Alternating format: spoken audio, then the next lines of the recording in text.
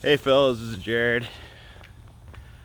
Thought I'd go on a bit of a walk here, maybe talk a little bit about forgotten formalities, which young people who are dating really should pay attention to.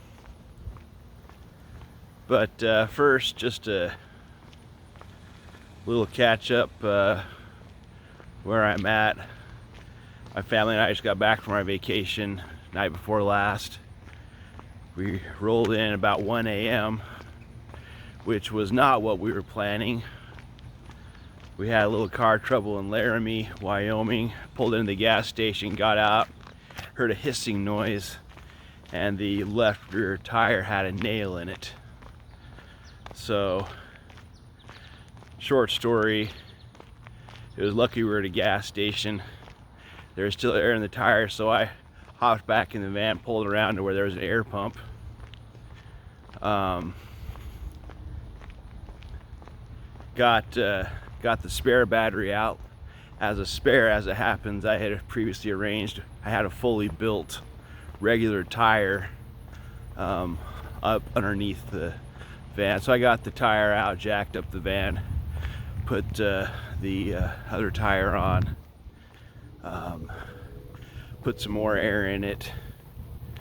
Went to O'Reilly's, got a torque wrench, borrowed a torque wrench, got all the lug nuts up to full torque, and off we went. But we didn't get in until much later than we had planned, so that was kind of a fun conclusion to our little holiday.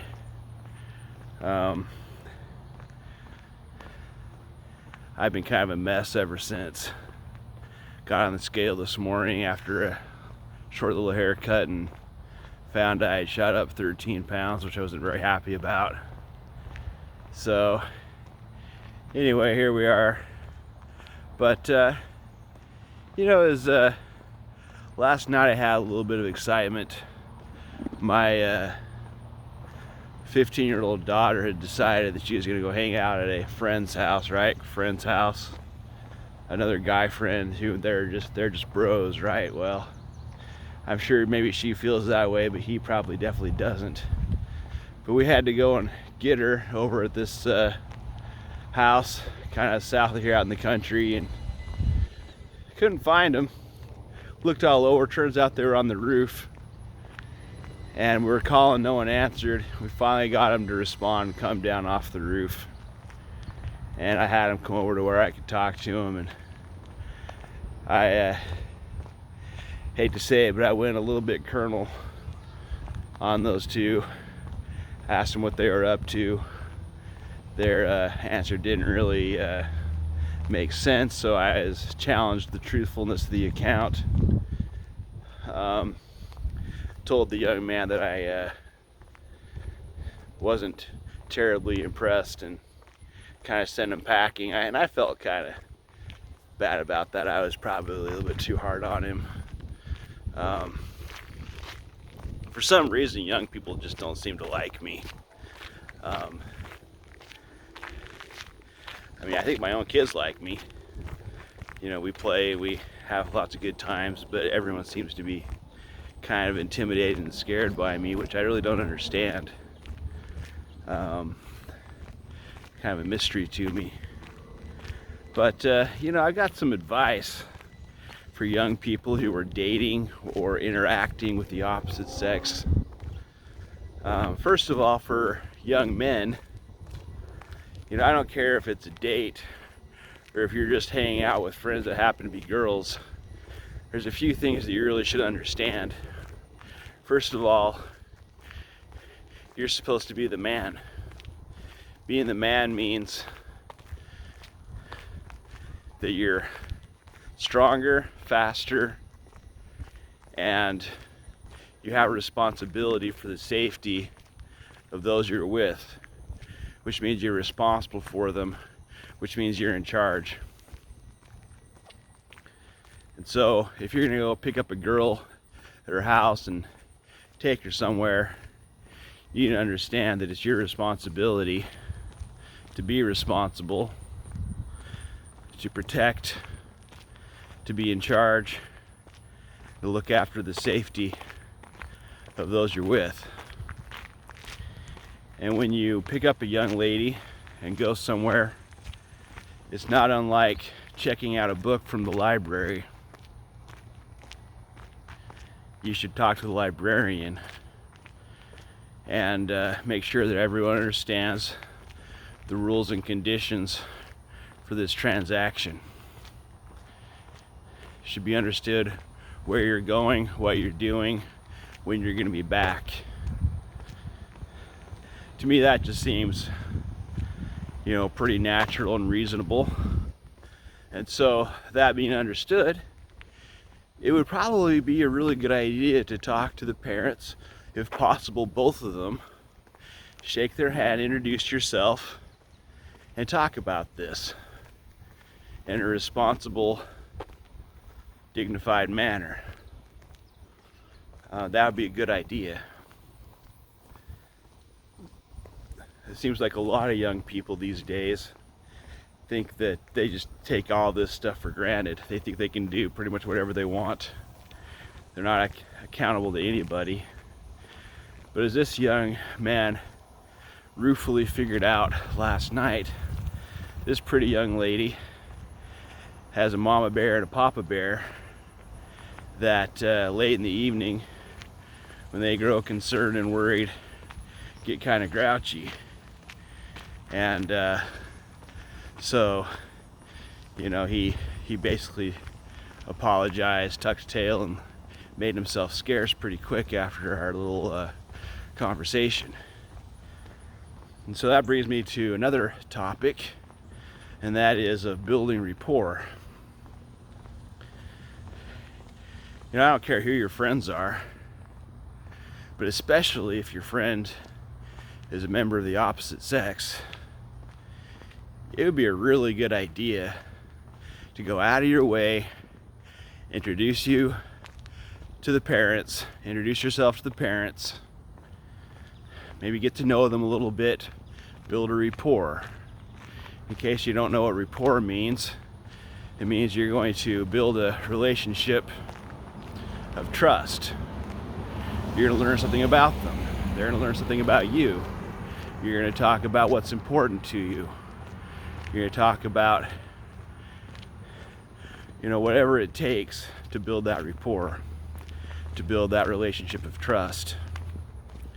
And so that, one of the advantages of doing this is that when things do go south, that's not your first interaction.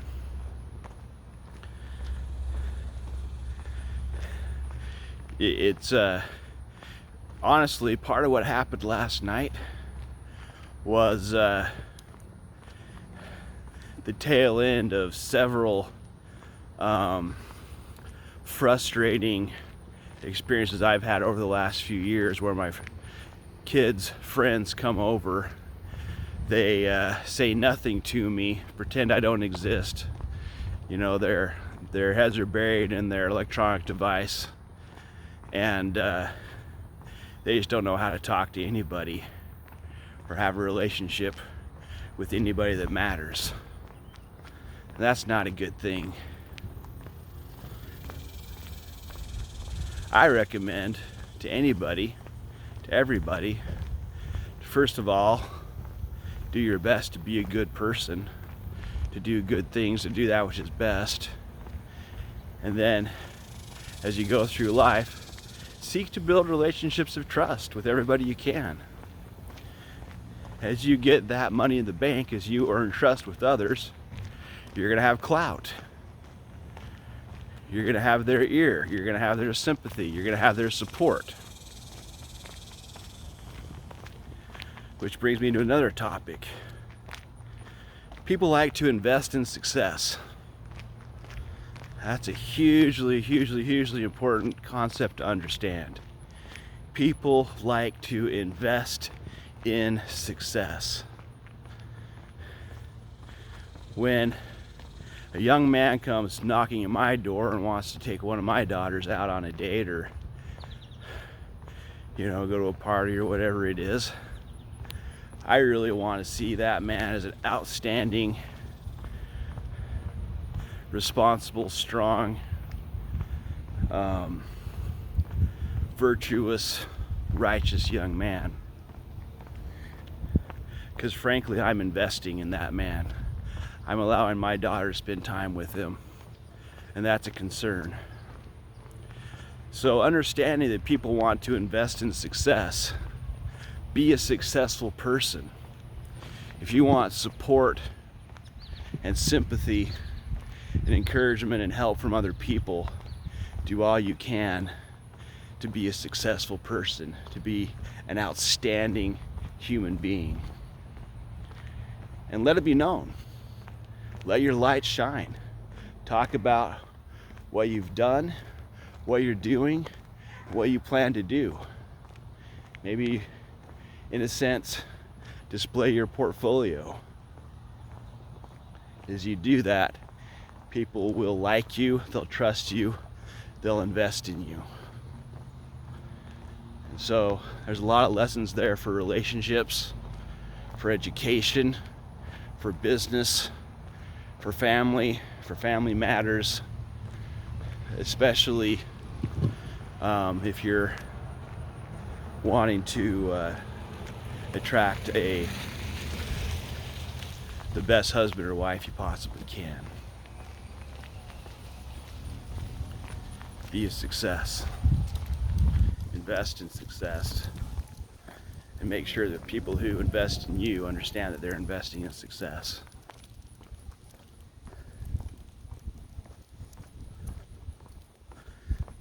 While we're at it, one last thing. When you're around other people, do your best not to have your head buried in your cell phone. Put that thing away. Stand up straight, your shoulders back. Walk with confidence. Look people in the eye. If you're not military, act like you are. Which is really funny because I have people ask me if I'm military all the time. I'm a pilot by trade. I'm a captain. And a lot of people assume that I'm prior military, and I'm not. Which isn't exactly 100% true. So here is the extent of my military experience. When I was 14, 15, I was in the Civil Air Patrol. I learned how to march, I learned how to salute. I learned something about military discipline. I watched World War II movies.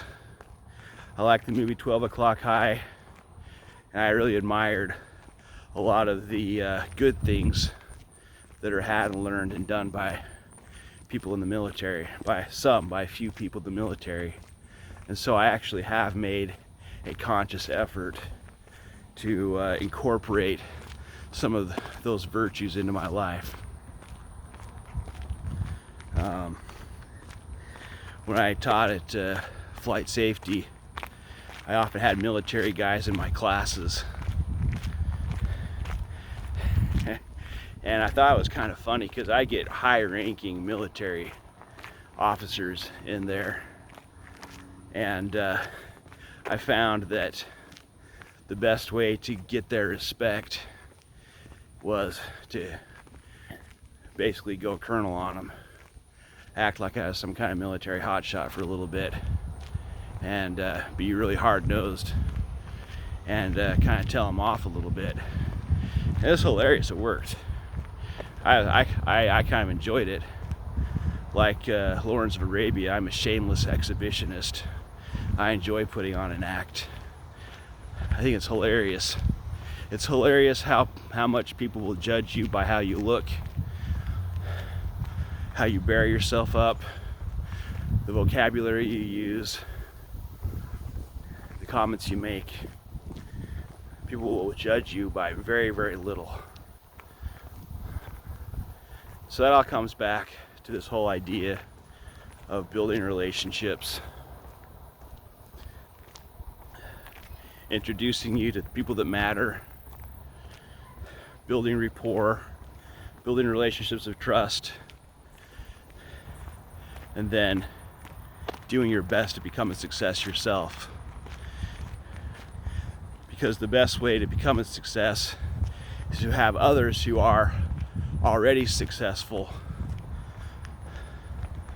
have reason to invest in you, in mentoring you, in so many different ways. People will invest in you if they see benefit, if they see that you're a good cause to invest in.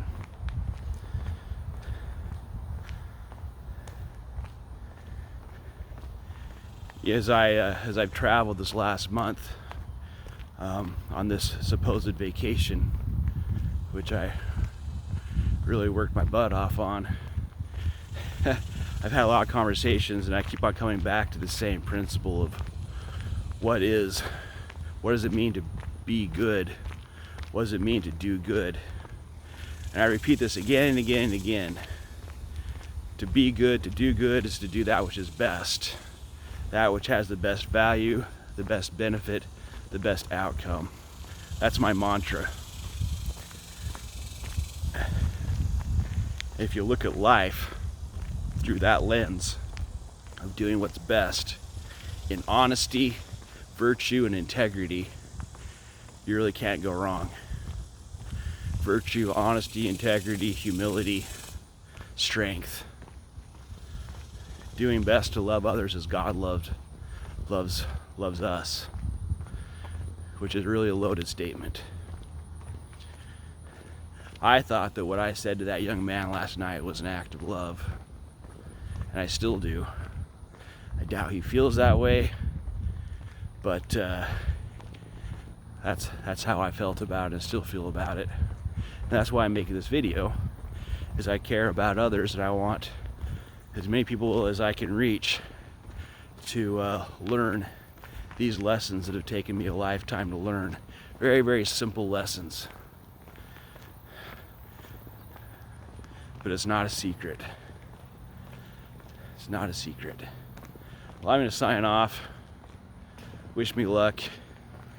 I need to get back in shape. I got to get my nose back to the grindstone, re-engage. I'll talk to you later.